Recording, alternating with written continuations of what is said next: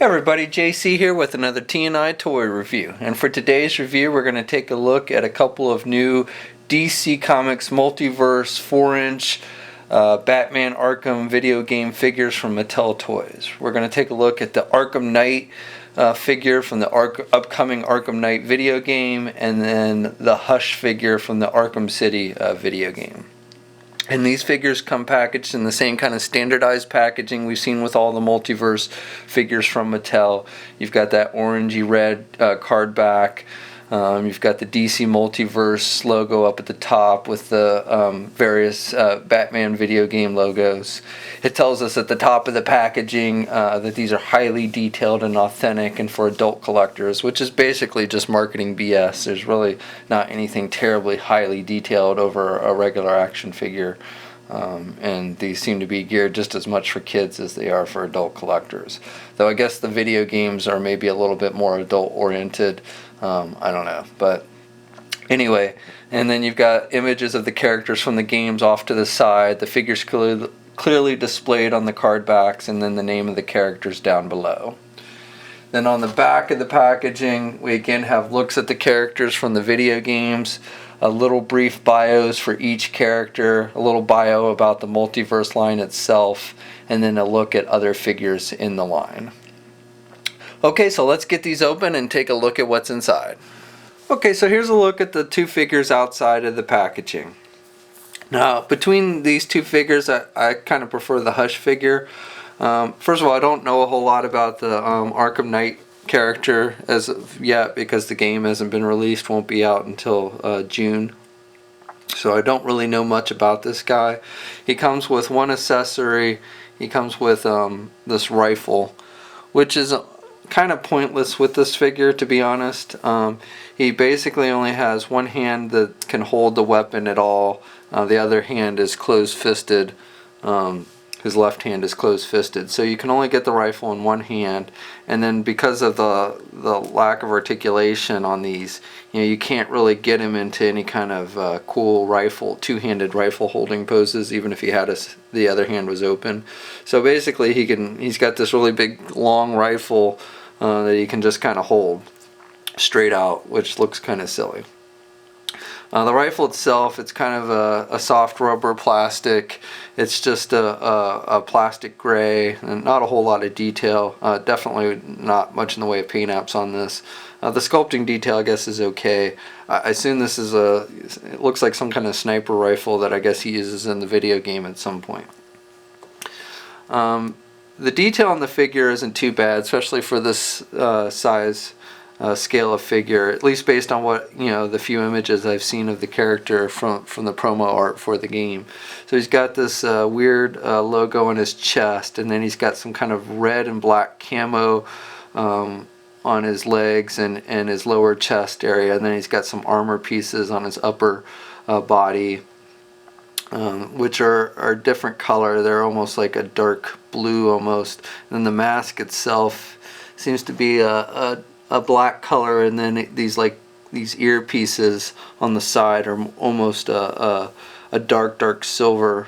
So there's some different pink tones throughout the figure, which looks pretty good. And then again, he's got these markings on his shoulder pads. I don't know what the significance of those are. And he's got, again, some kind of metal color down here on the wrist pieces, which are armorized. He's got the gun belt. He's got some canisters on his leg, sculpted on his leg here. Then again, down at his feet, he's got like the armor padding, which is more of a very dark silver, almost metallic looking, for that armor look. Then even on the back, it's got some nice sculpting details and everything. So again, the pouches along his belt and everything. So I think the figure looks good, again, based on what I've seen from the pictures from the video game. Articulation on the figure is pretty much what we've seen with the other figures in this line. So you can look left, right. He's got these shoulder pads, but he can still actually, they kind of come up, lift up, so he can actually get his arm out about that much. It does kind of restrict, these shoulder pads do restrict the rotation of his arms, so you can do it like forward and you can do it back, but you can't lift his arms up over his head. He's got the single hinged elbow, no swivel, no bicep swivel, no swivel at the elbow, and then he does have swivel wrists. No midsection articulation other than he does have a waist swivel. The legs are on those hinge joints, so he can do the splits good. This particular figure, he cannot get his leg forward very much. That's about as much forward as he can get, partly because of the belt. And then he really can't do his leg back at all either.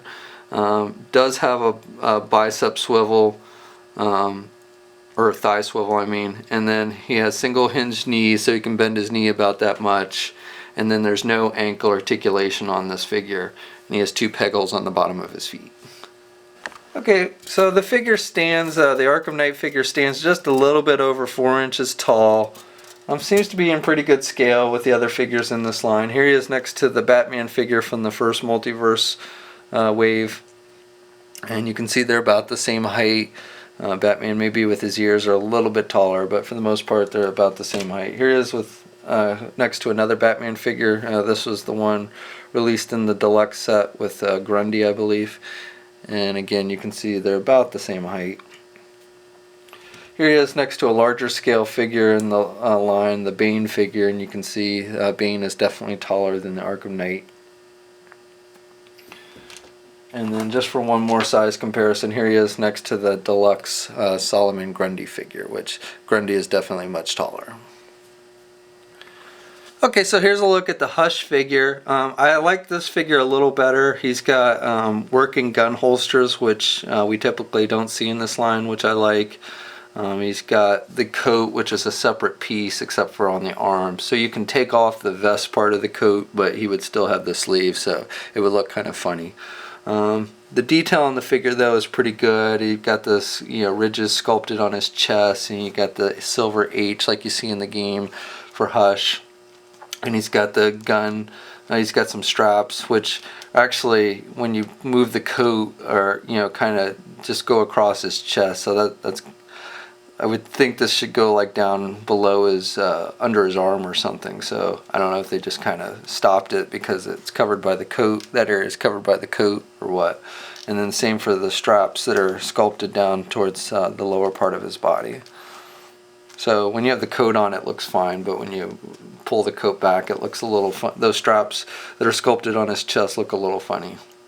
He's got the mummy wrappings around his head. It would have been really cool if they had given us an alternate head with the Bruce Wayne face, since in the video game, basically this is Dr. Thomas Elliot, and he's like a plastic surgeon. He's basically killing people and taking parts of their faces and creating essentially a Bruce Wayne mask in the game. He's known as the identity thief, and he's basically plotting revenge against Bruce Wayne in the game. So everyone thinks, that he encounters, thinks he's Bruce Wayne and he's killing people and stuff. As I said, he does have the working holsters, and he comes with 2 guns. Now the guns themselves are not very detailed. They're just, very basic pieces of plastic, that kind of metallic, dark metallic coloring, but not a lot of sculpting on these tiny guns. And they're again made with that kind of rubberized material, so there's some bendability in the weapons. And then the holsters themselves are actually kind of hard to get to with the coat. And the holes in the holsters aren't super big, so the best thing to do to get the guns in the holsters is to turn the waist, and then you can just slip the gun in and out.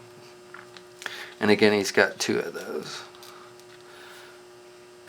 Okay, so articulation on the Hush figure is pretty much the same as we saw on the Arkham Knight one, and pretty much all the other figures in this line. The head's on a ball joint so he can look left and right, but there's no up or down movement. Arms are on your standard ball hinge joint, so he can get his arm out good, and he's got good rotation because the sleeve of the coat is sculpted on the arm. The coat doesn't affect the movement of the arm at all. Now I did mention before where the coat, the main part of the coat is removable, and technically you could remove it if you want to, but it is actually glued on to the back of the figure, so it's not really meant to be removed, and again it would look stupid because the sleeves of the coat would still be on there. Single hinged elbow, so he can bend his elbow about that much. No bicep swivel, no swivel at the elbow. Does have swivel at the wrists, no hinges or anything at the wrist. No midsection ab crunch or anything. Does have the waist swivel, and the gun belt's basically glued onto the figure. So, and the actual holsters are they're not attached to the leg or anything, so they don't affect the movement at the waist at all.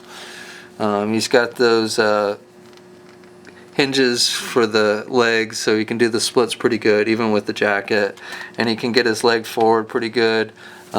Because of the jacket, he can't really do his leg back at all. He does have a thigh swivel. It's hidden under one of the straps on his leg. And then he's got the single hinged knee, so he can bend his knee about that much. And then there's no ankle articulation on this figure. And he's got 2 peg holes on the bottom of his feet. And here he is holding both of his guns in both hands. And again, he holds the guns pretty tight, so you don't have to worry about him dropping his weapons, which is nice. So Hush stands, again, just a little bit over 4 inches tall.